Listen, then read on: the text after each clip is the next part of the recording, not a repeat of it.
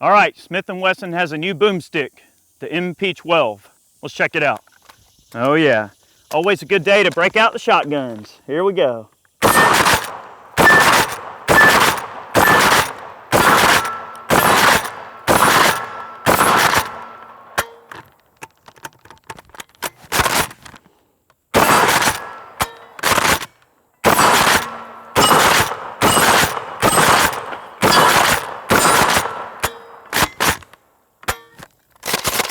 Yeehaw!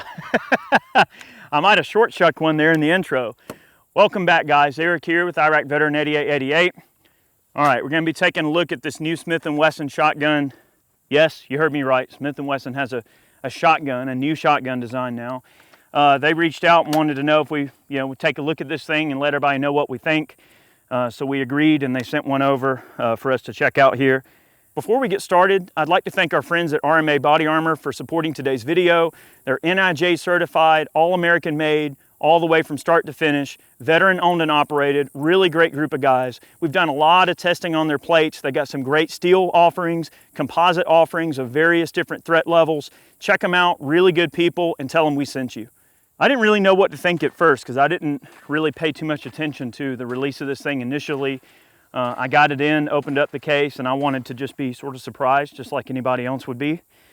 And opened the case, and I was pretty surprised to see this. Pretty interesting piece of hardware. A lot of polymer construction through and throughout.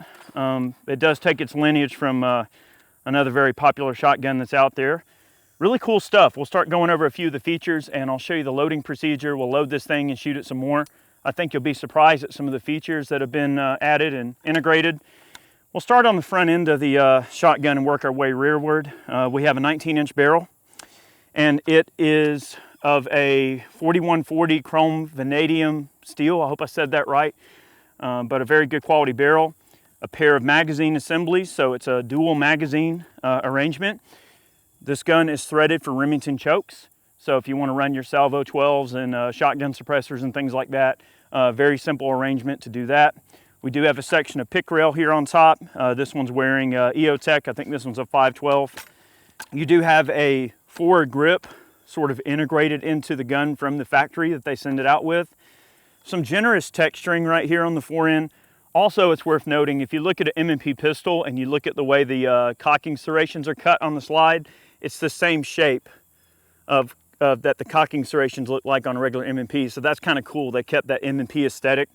You do have M-LOK accessory slots through and throughout on the top cover. The grip itself is actually kind of an important component of this shotgun, because if you were to just grab it right here and work it to the rear, what happens? My hand runs into it, right? So that grip is very useful, not only to control the shotgun under recoil forces and keep the muzzle rise down, but just to help rack the slide itself. So it is a bullpup. So your bolt reciprocates way back here. The locking surface of the bolt's actually right here in this big old steel stud that's right here. One interesting thing over something like the KSG, we're going to do a future video where we're going to walk over every tiny little difference between this and the KSG and maybe a few of the other bullpup shotguns on the market. But I like the way that you choose the magazines on this gun a lot better. You actually have just a button right here, a little slider. So if I'm shooting the shotgun and looking from the rear, I can look down and see that I have my right magazine selected. If I push this over, it selects my left magazine. So you get instant ability to swap the magazine tube that you want to feed through them. Now it's also important to make the distinction that you can only change the magazine when the slide is in forward battery. The bolt must be closed in order for you to change the magazine. All right, completely ambidextrous controls. Ambidextrous safety, ambidextrous slide release. You can actuate that from either side of the firearm. So it is a completely ambidextrous bullpup because it does bottom eject. I don't know if you noticed there in the intro, the shells eject out of the bottom. And if you give them a good strong shuck, they will eject somewhat forward and down as well. So you shouldn't really have them knocking into your feet. If you give it a good strong pump to the rear, they will move forward just a bit, just enough to clear your feet. All right. AR-15 grip compatibility, I do believe. but it uses their M&P AR-15 style grip, which of course has interchangeable back straps, which is a very handy feature. You just rotate this tool, all right, pull it out, and you got your disassembly tool built into the grip and your interchangeable back straps. It comes with 4 different ones. It does have an interesting feature on the loading, so I'm gonna go ahead and load a few more shells in there. Now, in the intro there, that was some Winchester 9 pellet, 2 3/4 inch double alt buckshot, moving at 1,325 feet per second. I've got some Fiocchi here. We're gonna go over the loading procedure, okay? Now, in the loading of this particular shotgun, one thing I've noticed about a few of the other guns that are out there is they can be a little bit cumbersome to reload, and this gun really is no different. It is a little cumbersome to reload. I mean, I wouldn't see somebody, you know, going and shooting some crazy 3-gun match with this and trying to reload it, you know, super fast and under stress and under a shot timer, or in a combat situation, you know, loading this thing under extreme stress and very quickly. The loading procedure is a little bit unique, but less cumbersome than other shotguns in this particular range. So where this departs from something like the KSG, for instance, is the KSG magazine selector is a lever right here that you have to turn back and forth, which is not a big deal, but it does kind of get in the way sometimes when you're trying to, you know, load the gun. So the actual port where you load the magazine is very, very generous and easy to get to. And what they did is they added these little tabs here on the side of the receiver that you can push down right here. See these? All right, what those do is actually take tension off of the shell stop for the magazine that keeps the rounds in there. So when you push them, you're not having to push and force that out of the way to overcome it. It's basically sort of a feel sort of thing. It's just got that kind of concave texture right there. So it's best to load it muzzle down like this. And what you want to do is put the shell in there, start it, you'll feel it start. And as it starts to overcome, just push right here, give it just a little bit of force, just enough. You'll feel it kind of overcome a little bit, all right? And it takes a little bit of playing around, but it's like an assistant. It helps you assist that shell stop out of the way, so it makes it super easy to load in terms of the pressure that's required. Now you do, when you load this thing, you need to have the shell kind of pointing to the rear and to the side a little bit. So if you're loading the left side, it's got to be sort of angled like this just a little bit, and over here it's got to be angled like this. So like this, a little bit to the rear, and like this on this side, a little bit to the rear, like that. Because you've got to find the entrance to the hole there. I'm sure some of you are familiar with that procedure. Okay, we're going to push that down, and then we're going to load the other side of the magazine in the same way. We have another you know, tab here we can push down on the right side, and we're going to go in and kind of back to the rear like that a little bit. All right, we're going to push that down. That's going to overcome it. Same thing. So you can see where in a stressful situation this might be difficult to do with gloves on. Maybe you're running away from bad people. Maybe you have an angry animal chasing you. Maybe you're trying to fight the you know, the clock to win a 3-gun match. I think the overall idea, this principle, okay, now we're full. Now what I can do is I can select either tube I want to draw the round from. In this case, the left is selected. We know that because the L is showing. We'll load it. Now I can, with the weapons on safe, I can just top that off. Now I have 15 shots, 7 in each tube, 1 in the chamber makes 15. Now these are 2 3/4 inch shells. With 3-inch shells, you're going to lose 1 round of capacity. So you'll be able to put 6 in it plus 1 in the chamber. This gun is set up and rated for 3-inch shells. I don't have any 3-inch to run today, but we will be running a variety of 2 3/4 inch shells. So we started out with the Winchester buckshot. Now we're going to try the Fiocchi double aught. And we will shoot some slugs as well. So let's have some fun. And we'll go over a few more of the features as I shoot it. Okay? All right, well, we knocked down some of our steel, but that's okay. All right.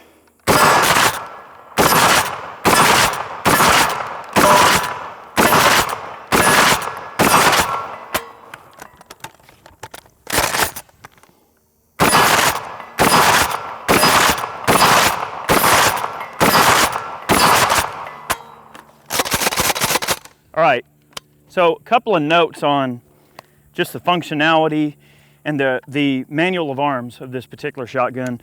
I do like the fact that I can swap my magazine tubes without having to remove I don't have to unshoulder the shotgun. There's none of this mess or reaching down. I feel like it is much more ergonomic to just reach up. I would say probably with my left hand, okay? To change, it's just that quick. And I've got a whole nother tube of ammunition on tap. So it is a dual magazine shotgun, which is really cool. And in a bullpup configuration with a 19-inch barrel, it makes for a very compact firearm. Another thing that I want to mention about this particular shotgun as well is the fact that with the screw-in chokes, the Remington chokes, it does come with two different chokes. You've got a cylinder bore choke is what it ships with, or this one shipped with specifically. You take the included choke wrench and it actually comes with a modified choke as well. The choke we're running in this is the modified choke. And I feel like, with the buckshot, that's some good looking groups there out of that buckshot. So again, to reload, let's just say that I didn't have the table here and I wanted to reload this shotgun. That's good and fine. I can imagine, let's say if I actually don't have a sling on this particular shotgun, but if I did, I could probably sling it and let it hang like this, and I could load it, but it would still be relatively cumbersome to reload in a stressful situation. Having the table is useful, okay, for the purposes of demonstrating, but I could see in a very stressful situation, this would be a relatively odd thing to try to reload under stress. So despite it being a little bit cumbersome to reload, it's no more cumbersome than any other type of bullpup that you might see out there. It's not really saying that it's a shortcoming of this particular gun as much as it's just a shortcoming of bullpups in general. So I don't really feel like it loses any more points than any other gun in that type of arrangement. I think it's just something that's intrinsic to this type of action design, okay? We're gonna go ahead and load it again. This time we're gonna shoot some Federal Flight Control. This is by far my favorite buckshot ammo. It's a little bit hard to get, and we are gonna try it with mini shells really quick. I'm just gonna pattern a few of these real quick here. All right, so again, on the loading procedure, I'll try to pick up the pace here. To the rear, take off the pressure. Not too bad. And just so we try out each side, I'm gonna put 5 in each side. Yep, you do have to angle them back a little bit, kind of like that. All right, moving over to the other side, angle it back in the opposite direction, just like that. Definitely have to practice if you want to try to do this in a hurry. Okay, but I think the main thing you wind up accomplishing with this is just having so much ammo on tap. So you're not going to be worried about trying to reload the thing if you've got 15 shells on tap, which is kind of like having an extra magazine ready to go. So that's sort of the advantage, is that you have generous capacity. All right, there's 5 in each side. We're going to start out on the left, and I'm going to try to just change the magazine this time using my non-firing hand, and hopefully that can be relatively quick. Okay, very ergonomic, very easy to use. All right, I'm just going to try a couple of rounds of this flight control. Okay.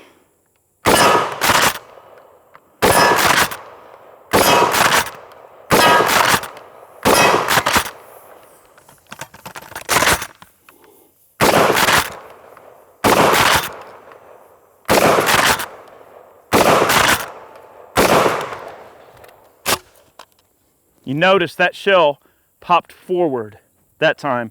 Now, I noticed one thing about this particular shotgun as well, okay? It's that just like the KSG and some of the other bullpups that are on the market that are set up in a similar fashion, you do really want to pull that slide to the rear good and hard. Good strong pull to the rear, nice solid return into battery. Nice and strong, okay? If you can short shuck it like I did in the intro, and I do realize now that I think about it, I might have just not pulled back quite hard enough to get it to pick up a shell. So that's one intrinsic thing, because that bolt travel, okay, you do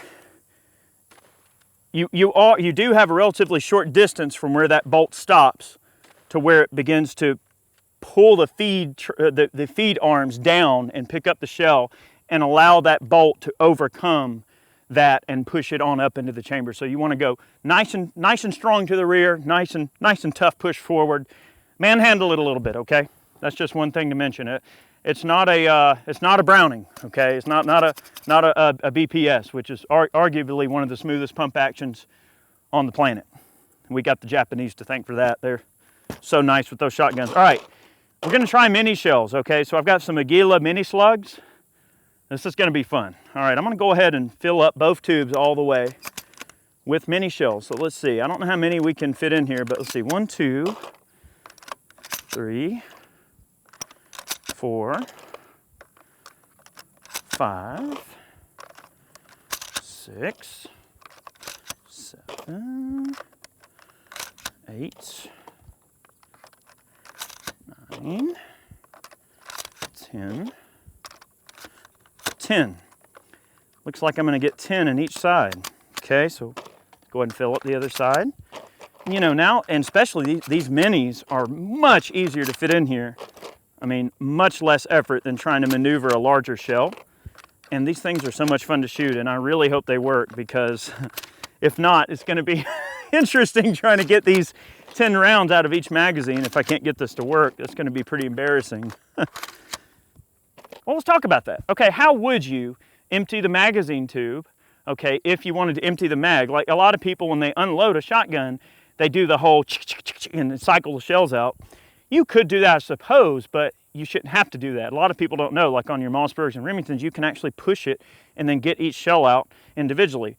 Well, the same feature that allows you to depress the magazine shell latch also will allow you to, look at that, I can remove the shells in the same way, okay? So, same concept. So that answers that question. All right, we're gonna put rounds in it. We've got a very awesome way to get rid of the rounds, but we're gonna, just want to show you that. All right, there's 10 on each side. All right, we're showing right. All right, we got one in there. I'm gonna go ahead and top off the right.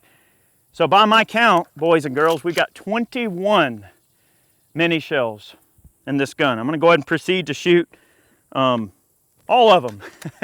Okay, these are slugs. Let's just have some fun. And I know what you're thinking. We are gonna shoot the watermelons, but I'm gonna save some bigger slugs for that. I do have a couple of slugs here that got a little bit more of a wallop than these minis. All right, let's test the minis.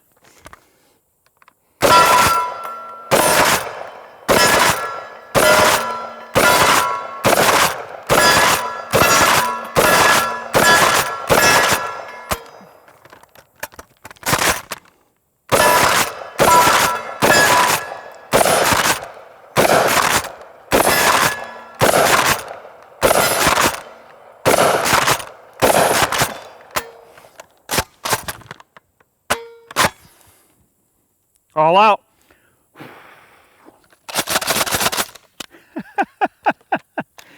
That's a pack of angry hornets coming out of there, isn't it? Pretty interesting. Very smooth. You know, I do say that you have to rack it kind of hard, and that's definitely the case. But really, once you get used to it, you kind of get your body in motion shooting it and getting used to the manual of arms and the overall muscle memory requirements, it's really not a big deal. Okay, I promised slugs. We got some watermelons, we got a shotgun. I feel like we're legally and contractually obligated to shoot slugs. Okay. Okie dokie. All right, I've got a couple here. I'm gonna load 5. So these are Federal PowerShock Magnum rifled slugs. 1,520 feet per second, 1 1/4 ounce slug. So, oh yeah, it's gonna be interesting. I can feel some heat transferring through the heat shield up here on top. Definitely warm, but not so hot that you can't deal with the gun. Okay. I just love shotguns. I can't help it. There's just something about the payload energy of a shotgun, you know. The sheer power you got going down range. There's just something to be said for it. All right, here we go. I promised slugs. All right, sorry, Mr. Watermelon. It's you or me, okay? Oh!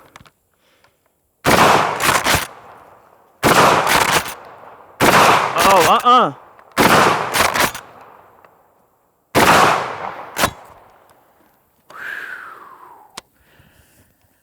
Wow. You know what? Jesus. Wow, those slugs pack a wallop. You know, and I kind of expected the recoil forces to just be a little overwhelming with that particular load, but it really wasn't that bad. I mean, that's a lot of energy. I don't think I've seen a watermelon disappear like that first one, like that, I mean, in a long time. All right, so one more load. All right, we tested flight control, mini shells. We did full power buckshot. We did a low brass Fiocchi buckshot. We did some slugs. How about some number 4 buckshot? So this stuff is also one of my favorite home defense loads. We've done some numerous testing on number 4s, and we found that in drywall, they do really well to not over penetrate, but you still get the benefit that you would expect out of a number 4 load, you know, especially at combat distances or home defense distances. This is a great buckshot load that is often overlooked. So let's try some number 4 out. And I'll just load 5 in each side. And I'm getting used to this, not bad. I don't know if I'd wanna do this in the middle of a dirt war. Oh yeah, and that leads me to one other thing I wanna mention. There is this visible gap between the trigger housing or the trigger assembly and the bottom of the magazine tube. It's literally just a visible gap, a considerable gap.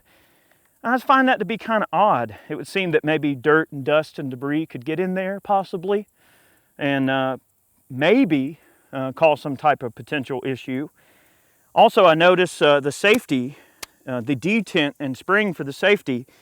If you look, there's a little witness hole right here, and I'm assuming that's for disassembling the safety, removing the safety, so you can stick a pin in there and sort of overcome it in order to get the safety out, I would imagine. But if you got some dirt or mud or debris in there, that could cause the safety from working. And I probably wouldn't go trudging through the jungle and mud and the muck with this particular gun.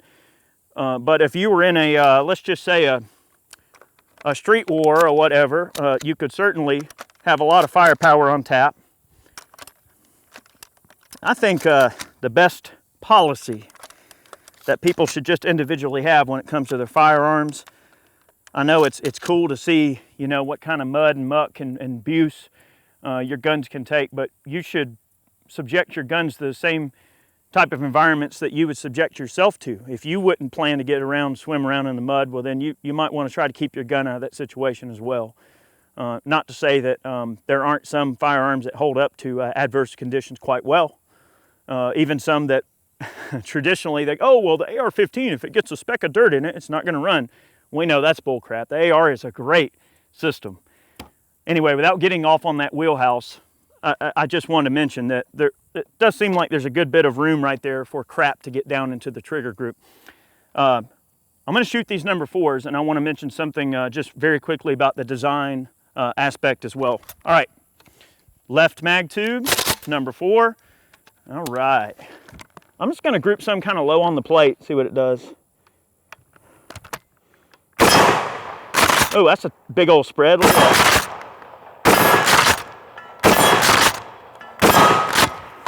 Talk about a scatter gun. Wow, look at the way that number 4 spreads out.